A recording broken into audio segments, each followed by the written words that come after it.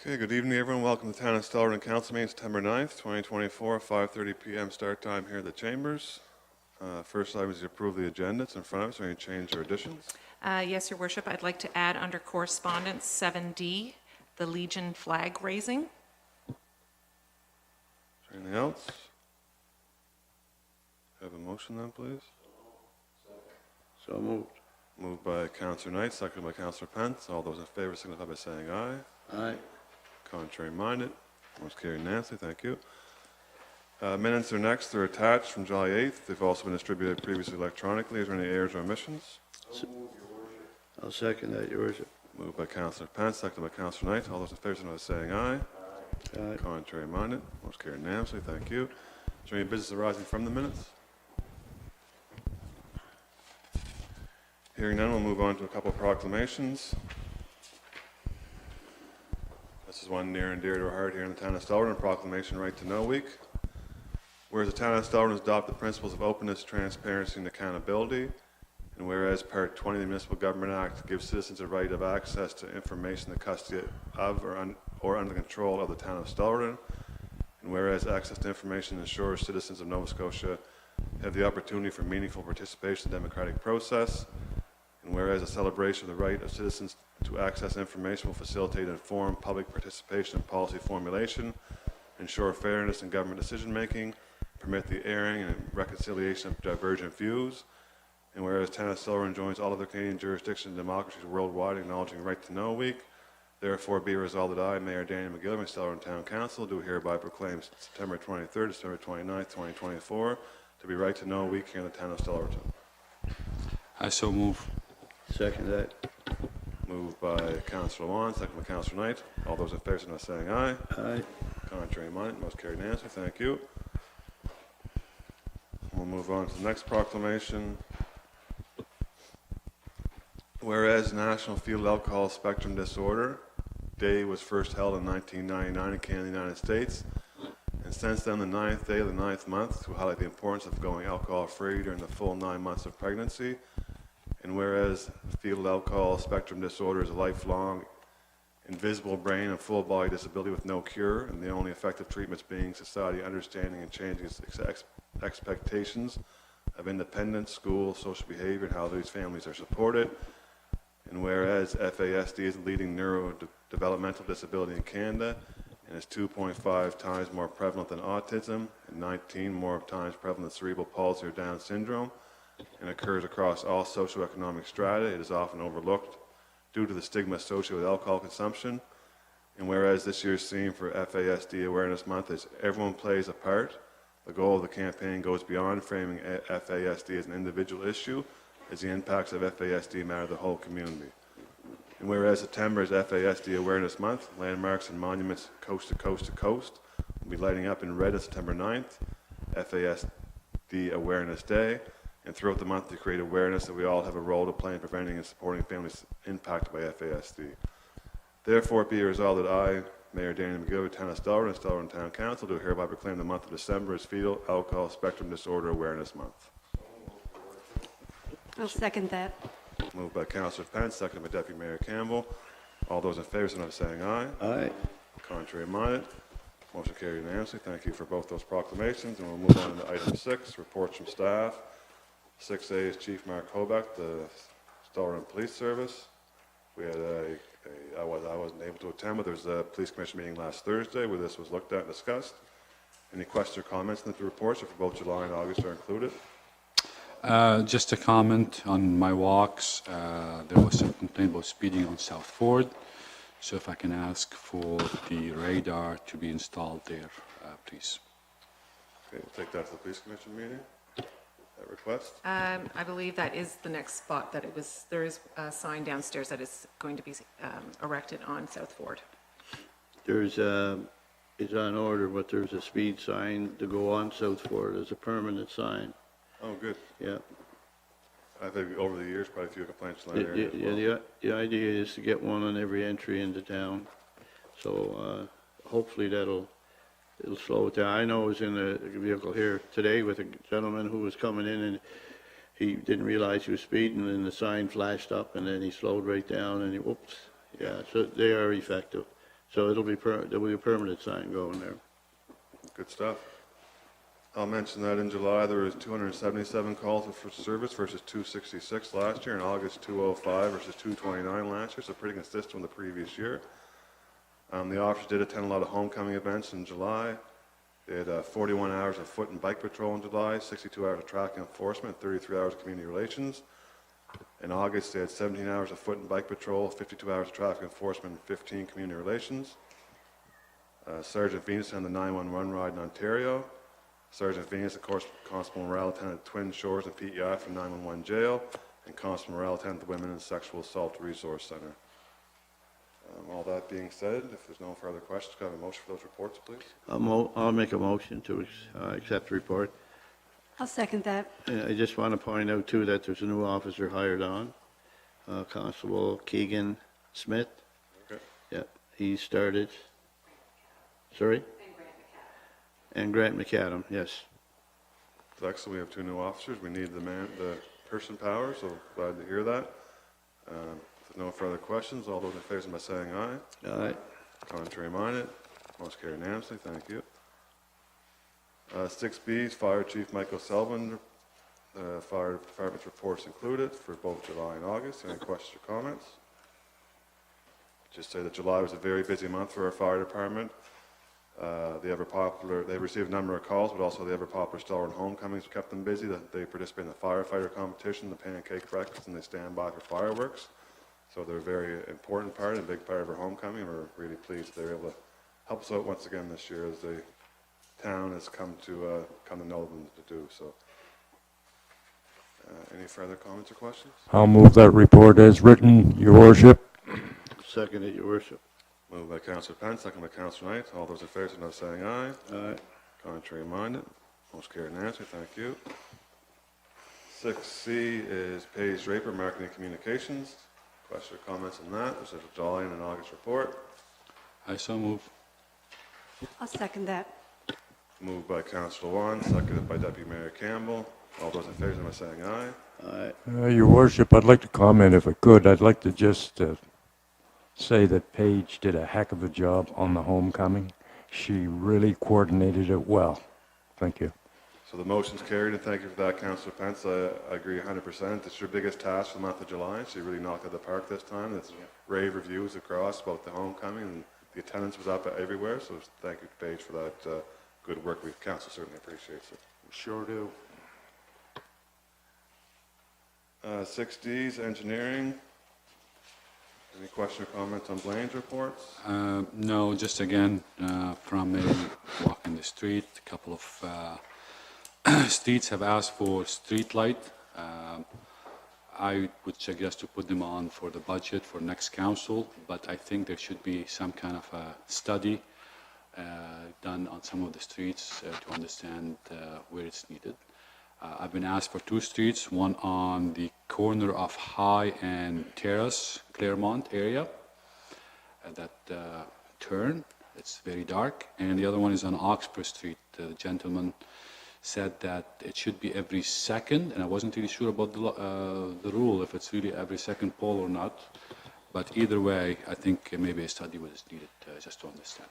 Okay. Thank you. Any comments? I'm going to move that, yes. I'll second the report as written. So moved by Councillor Wan, second by Councillor Pence. All those in favor, signify by saying aye. All right. Contrary minded, motion carried unanimously. Just wanted to loop back for 1 second to Mark Communications. Olivia Fitt finished her work term on August 23rd. She did a lot of work for us over the summer, so I want to thank Olivia from Council for all her hard work this summer. She did a very good job. Yeah, thank you. Okay, so we'll move on to item 7, correspondence. 7A is the mayor posted East Skating Center. Yes, so a request has come in for donation and advertisement for the provincials that are happening. There is nothing left in the annual grants budget for this year. So we need a motion to say no. You don't need a motion to say no, you just, Okay. Let them know how our annual grants process Yep, works if we haven't certainly will. already. Thank you. And the way it works is you have to apply by February 28th for the upcoming fiscal year. 7B, Property Valuation Service Corporation. Yes, so this is just informing the municipalities that on behalf of the Board of Directors for the Property Valuation Service Corporation, which determines the assessment value of every property in the province. Kathy Gillis has retired. She was the CEO for 17 years. So now that they are introducing Scott Farmer as the new CEO for PVSC. Okay, we appreciate that information. Thank you. 7C, Healthy Pictou County. And this is just their monthly report for your information. It's very informative. There's lots of information in there. Looks like they're doing good work. So thank you for that. And 7D is the Legion flag raising. Yes, this came into Councillor Knight from the Legion. So Legion Week is taking place from September 15th to the 21st. And they are having an open house at the Legion on the 15th from 2 to 5.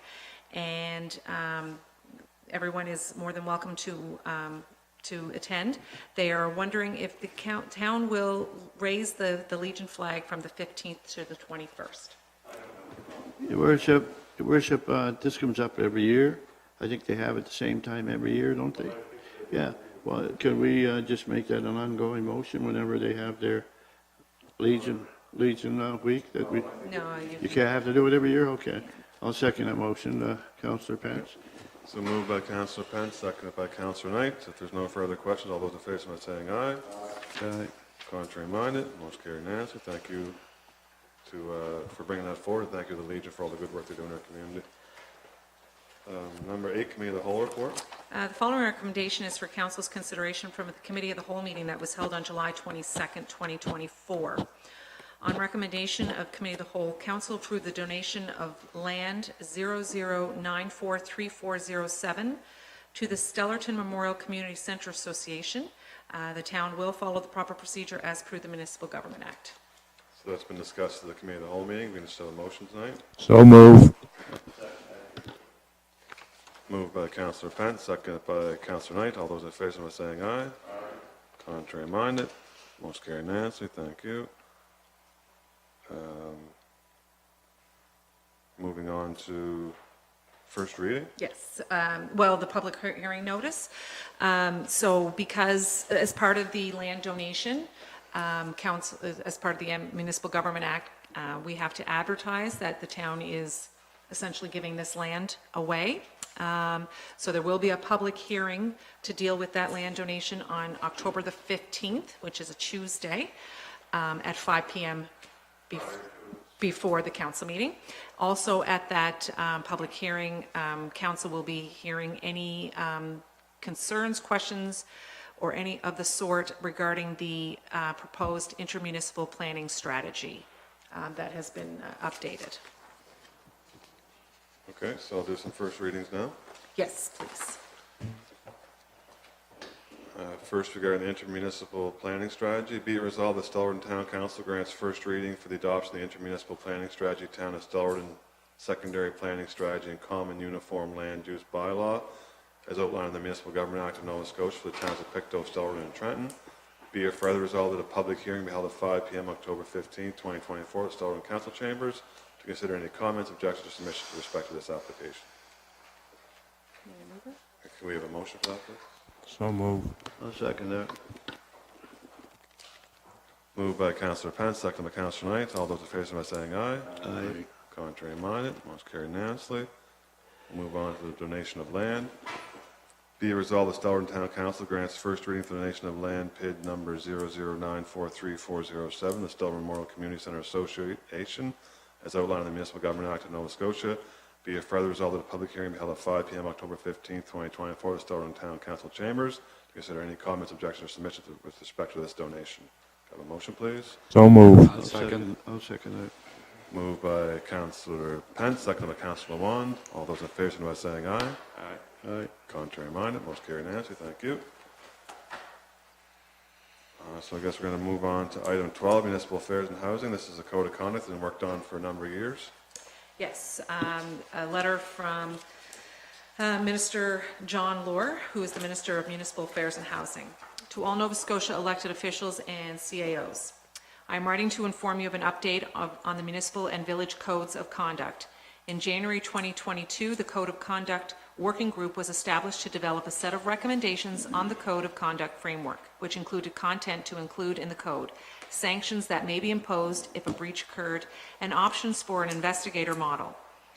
This collaborative working group included representatives from the Nova Scotia Federation of Municipalities, the Association of Municipal Administrators, and the Association of Nova Scotia Villages, and the Department of Municipal Affairs and Housing.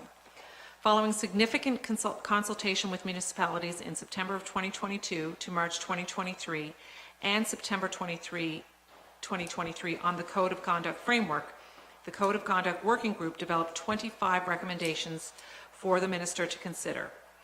He is pleased to advise, after careful consideration, he is accepting all 25 recommendations presented by the Code of Conduct Working Group. The recommendations, along with the anticipated framework, are appended to this letter for your reference. The Code of Conduct framework will be coming into effect following the October municipal election. The legislative provisions require municipalities and villages to adopt a code of conduct consisting of the model code of conduct as outlined in the regulations. As minister, I will prescribe that all municipalities and villages must adopt the model of code of conduct within 60 days following the October election and provide confirmation of their notice of adoption. Should a municipality or village fail to meet the above requirements, municipal funding will be withheld pursuant to the Municipal Grants Act. As one of the first items to discuss on your agendas, I trust this will bring an unequivocal understanding of the conduct to uphold as an elected official in Nova Scotia. I understand and recognize that Code of Conduct training is an important component to make the framework successful. The NSFM will be the lead organization on the development of a robust Code of Conduct training module, and it is expected this module will be available in early 2025. To bridge the gap between when the regulations will be in place to when the robust training module will be ready in early 2025, the department will provide municipalities and villages resources that can be shared with councils and commissions. As we move toward a new standard for elected officials following the election, I would encourage you to share the documents appended in this letter with all candidates running in the upcoming municipal election. And Josephine has been sharing that with everyone that has submitted their papers. Candidates should be notified about the new expectations surrounding the Code of Conduct. In closing, I would like to thank the Code of Conduct Working Group members for their hard work and dedication to this initiative over the past 2 years. This initiative is a wonderful example of collaboration between the department and our municipal partners. I think it's a great move, and I move it. You need a second, or I'll second. No, it's not. It's just, this is for information. We'll be passing the Code of Conduct with the new council. The minister said, And that's right. I just have one question on it. It says municipality or village will appoint a person or entity other than a council member or an employee of the municipality to receive and investigate complaints. Would that be our town solicitor? Could be the town solicitor.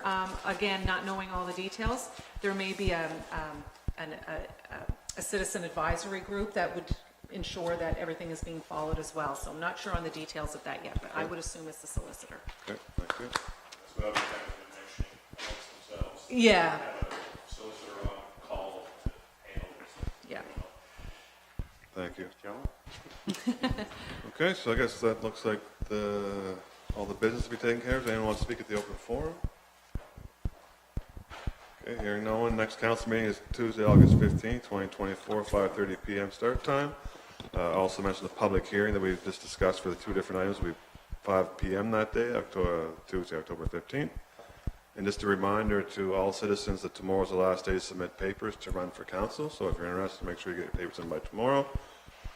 And with that, I'll ask for a motion. Move to adjourn. You still hold the record. Thanks to this council. Meeting adjourned. Thank you. Oh dear, excuse me. oh, that was good, Sergeant. I never seen him move so fast. Every 4 years, I have to do it. Every 4 years, the last one, I have to do it. Lane trail.